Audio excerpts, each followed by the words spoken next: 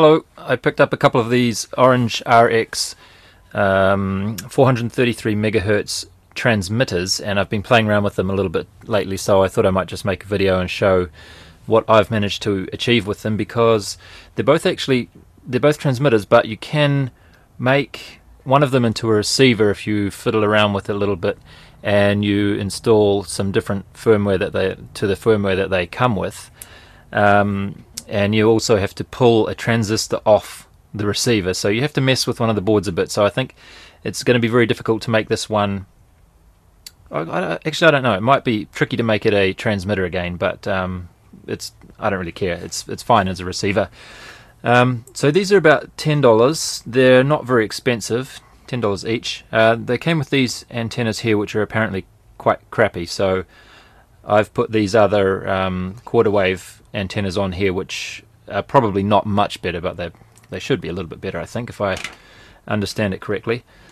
Let me just show you the link. Is it this one? No. Well, getting a little bit ahead of ourselves there.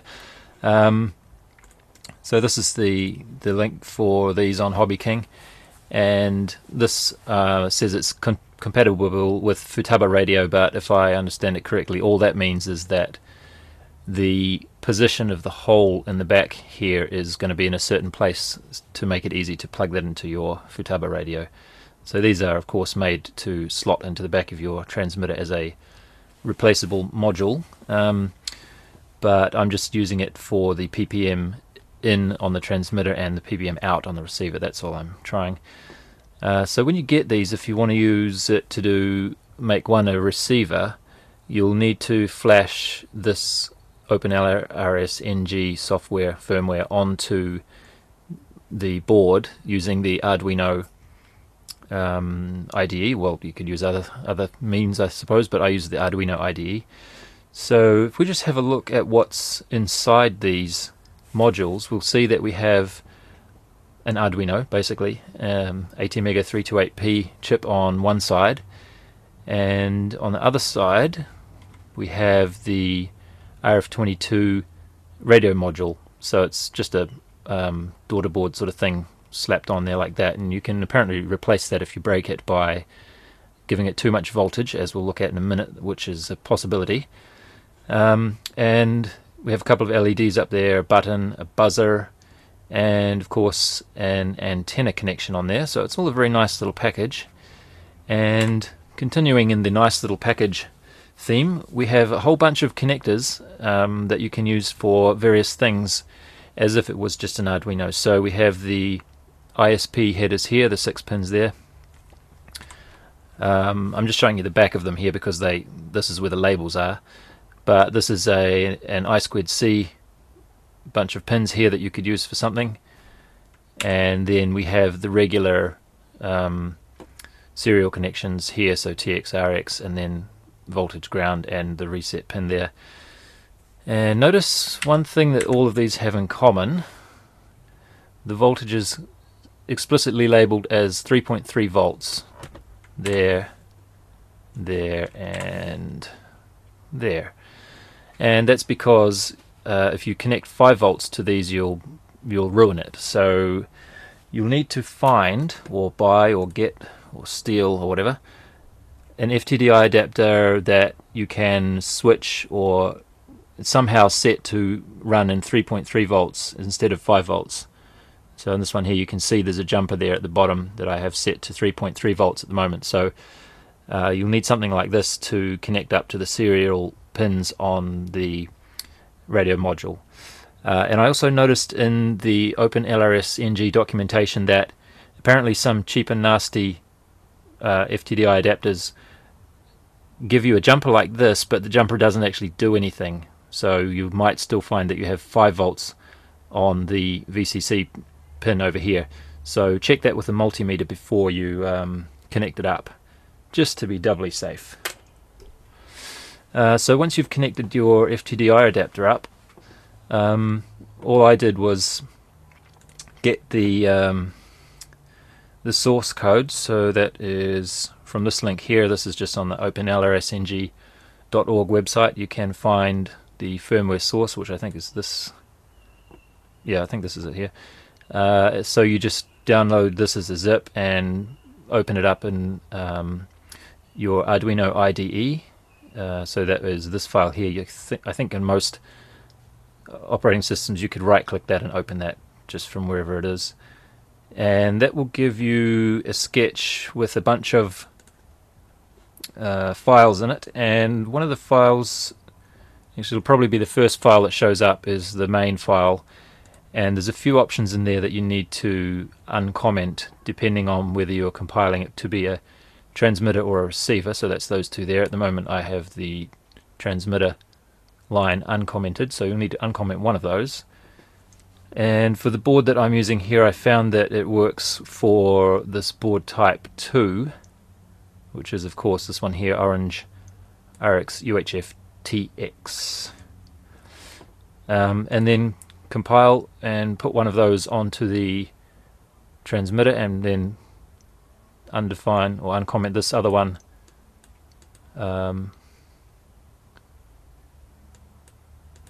I guess compile TX0. Oh, compile X. Yeah, well, it should be obvious from there. So one will be a transmitter and one will be a receiver. And then let's have a look at some other pins on here. So this is the transmitter, and this should be pretty clear. This is the set of pins that would go out the back of the transmitter box and plug into your transmitter if you were using it in the proper way as a module, a plug-in module. So this one that's unlabeled is ground. This one doesn't seem to be anything, if I understand it correctly. I don't know. And then this one, it's a little bit hard to read, but that says V+, and these modules can take up to, I think, was it 6 volts or so they can take up to 12 volts on that pin there. So you don't have to worry too much about controlling the voltage precisely on this one. And then this one here, of course, is the PPM, and this is, of course, this is the transmitter that we're looking at here. So this is incoming PPM from your receiver, from your transmitter input, PPM input there. And this is all quite simple to connect up. So that's what I have on this one here, and I've just plugged it into this is my transmitter that I sort of set up with a bit of bodging inside there, and that just goes and has an Arduino in here which is giving PPM into this into the transmitter there. And then for the receiver, you could try wiring everything up the same as what I just did there, which is what I did at first, because I thought, oh well, it's PPM, isn't it? So on the receiver side, let's just wire everything up the same as I did there and see what happens. But that doesn't work. For one thing, you'll find that you don't get any useful information coming out of that PPM pin on here.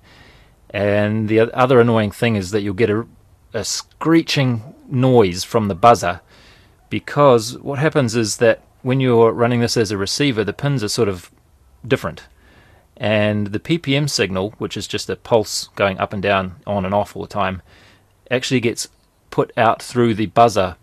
So the noise, the screeching noise that you'll hear from the buzzer, is the PPM signal being turned off and on, and it's a really horrible noise. So you might want to change a few things to stop that from screeching. And if we go back to the documentation and we go to the manual, which of course you'll want to read in its entirety before you do anything anyway, there is a specific page. Is it here or over here? Somewhere. This one here. OrangeRX TX module as receiver.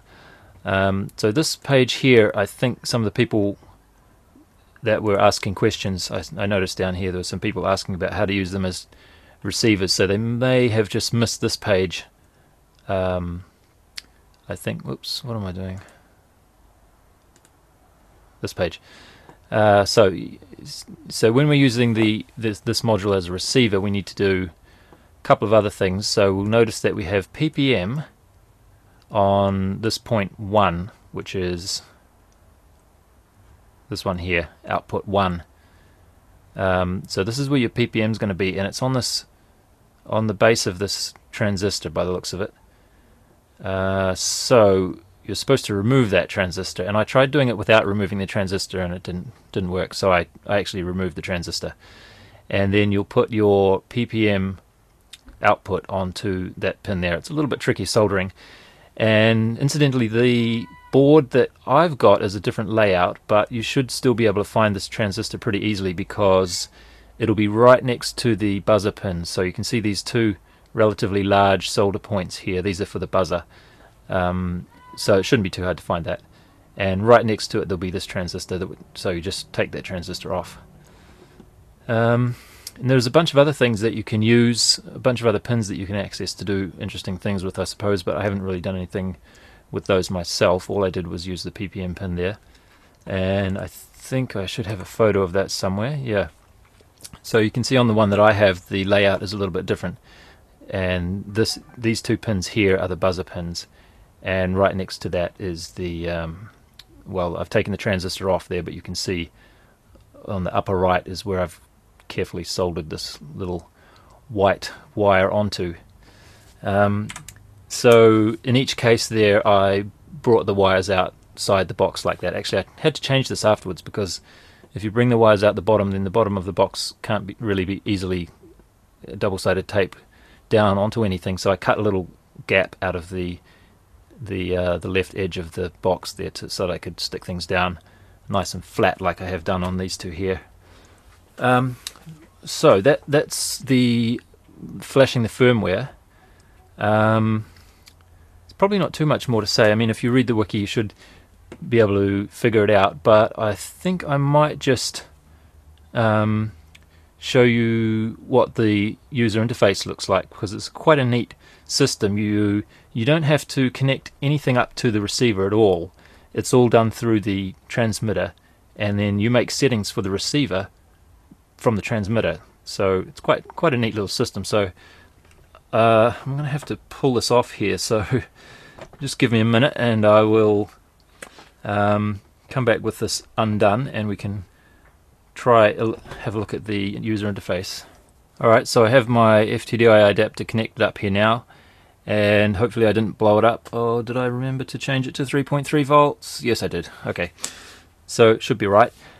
So the user or the configuration thingy that you use to set this up, if we go back to the main page here again, if you click on this link here, OpenLRS NG tool, you will be taken to this page here, which is the Chrome web store, app store, whatever, and you can set this up as an app in your Chrome web browser, very much the same way that you do for the CleanFlight configurator app.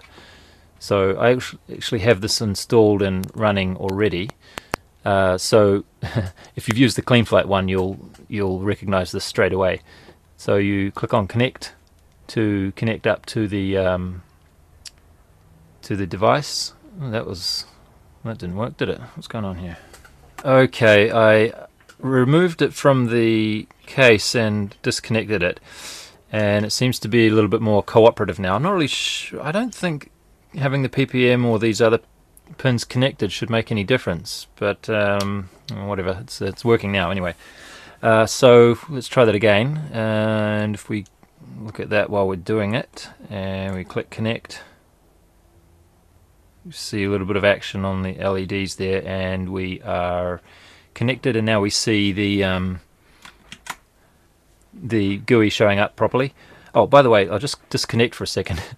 There's a firmware flasher button in the bottom left here that I didn't notice before, and when I click on that, it looks like you can do the actual updating of the firmware right from here. So in the same way that you select a version of CleanFlight, I think you can yeah, select a bunch of different firmwares there. Isn't this great? So I didn't notice, I didn't even know this was here, so I probably didn't need to do anything with the Arduino IDE at all. Anyway, let me just connect again and look at the GUI. So at this point, I don't really know much about what goes on in here yet. I have actually taken this for a quick fly, so I know that it works and I can fly it. I don't think it's worth showing any of the video from the flight because it just flies around like it does with the 2.4 gig connection. But I should mention that these modules may not be legal in all countries. And here in New Zealand, we have to keep the power output to 25 milliwatts maximum. And I think that's also requiring some channels of hopping, I'm not sure, but it definitely has to be under 25 milliwatts. So you may have to select an option from the RF power drop down here, whoops, which is not the default. I think the default was the highest level, which is 7. And these numbers are somewhere in the OpenLRS NG documentation. The level I have it on here I think is 13 milliwatts. I actually checked about this with somebody on the forums in that original Hobby King post, and they quite kindly gave me the list of the settings there. And I confirmed this with the documentation itself, of course, but you can change it to a fairly decent range of power outputs there. So 100 milliwatts is the maximum, but I'm using 13 milliwatts just for now. So yeah, that's one setting that you probably should change. And I think in some countries the regulations will also require a certain number of frequency hopping channels as well. So you might want to check on that. But anyway, about making the settings in the receiver, you'll see there's a tab here called RX module, and when we click on that there's nothing there, and that's because I have the receiver powered off at the moment. But let me just power that on. If I organize my windows a bit better. Where are we? There, okay. So I will click on the RX module tab, and then I'll power up the receiver,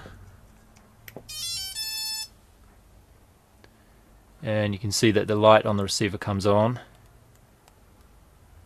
Oh, what's going on? Well, I don't know what's going on today, but I tried it again and it worked. So let's see if we can get it to work while it's being recorded. So we do that, and then we do that, and then we see some options. Okay, so that's better. So this lets us make some settings for, most importantly, the failsafe. So we can have a failsafe delay of 1000 milliseconds. And there's also some more advanced features that I don't really understand there. You can say what you want on different ports. I don't think any of this port stuff applies to these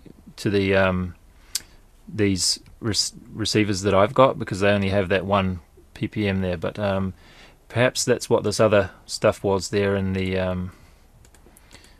Okay, I'm losing all my pages, but maybe that's what these other ports are here that this thing was saying. So because you've got 1 to 7 there, right, and then you've got.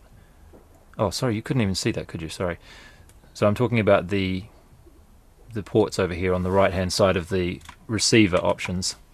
So there's ports 1 to 7, and I'm just sort of assuming that matches up with these ports 1 to 7 here. So perhaps you can get all of those 7 outputs on the receiver just like it has in the configurator by setting them to something or other there. But like I say, I'm just using ppm output at the moment just to do some simple flying. So anyway, you can make settings here on the receiver, and then you just do save to EEPROM at the bottom right button there, and it will send those settings to the receiver and save them for you. So it's all very easy to use, and there's quite an interesting little feature here, which is a spectrum analyzer, so you can use this to see what's going on in the 433 range spectrum around you. This is probably the receiver, is it? I don't know. Yeah, but I don't know much about this, but I just thought I'd make a video to show at least a little bit that I do know.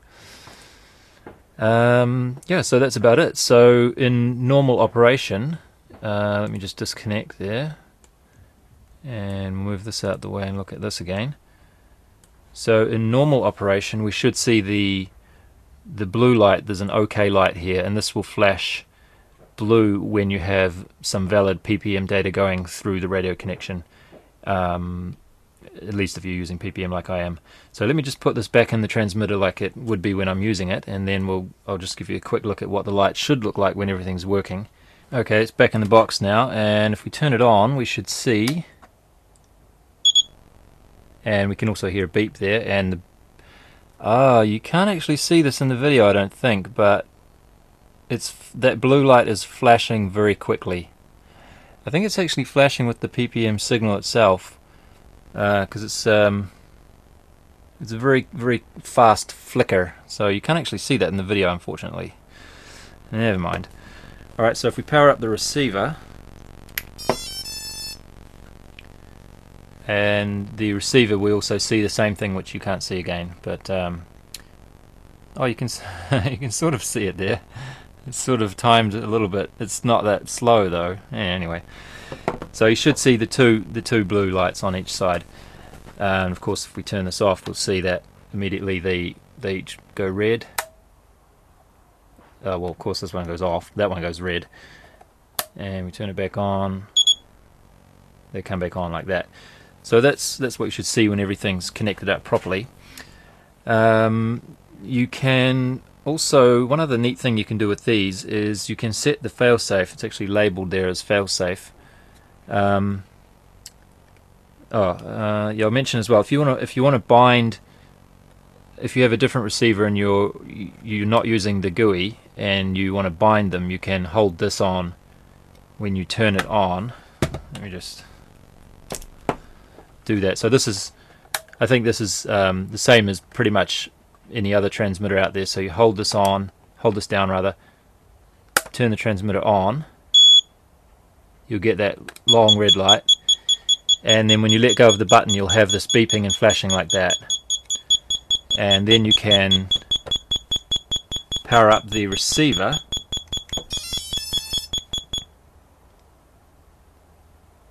and so now they're bound together. And the receiver, there's a setting in the GUI that you can tell it so that the receiver will always try and bind every time it starts up. So that's how I have it set at the moment. That's why that worked just now. If you turn that feature off, just to prevent yourself from accidentally binding to some other transmitter by mistake, then that would not have worked just now. So you have to change that to your liking in the configurator for the receiver. So now I think if I turn this off and on again, we should just go back to what we were before, right? And the failsafe, so another thing you can do with this button, which I think is quite neat, is once you have this connection set up and communicating between them like it is now, you can set your sticks and everything to the position that you want to be the failsafe position, and then you just hold this button down for a little bit, and when you hear that beep, that means that the failsafe settings have been transferred over to the receiver. That's pretty cool, isn't it? And of course you'll want to check that, so let me just, I'm just going to turn the motors on a little bit, and then I'm going to turn the transmitter off, and if that failsafe setting that we just set, which was throttle fully down, if that's successful, then the motor should turn off after 1 second when I turn the transmitter off. So it looks like it works, and when I regain radio contact by turning the transmitter on again, it comes back exactly how it was, which is what I like. So there you go, that's not bad. You've got a long-range bidirectional telemetry transmitter and receiver for $20. I don't really know how far you could get with 100 milliwatts on these, but it's probably illegal here in New Zealand anyway, unfortunately. But I thought I'd just try them out because they're there. That's about all, really. So thanks for watching, and I hope that was interesting for somebody at least. See you next time.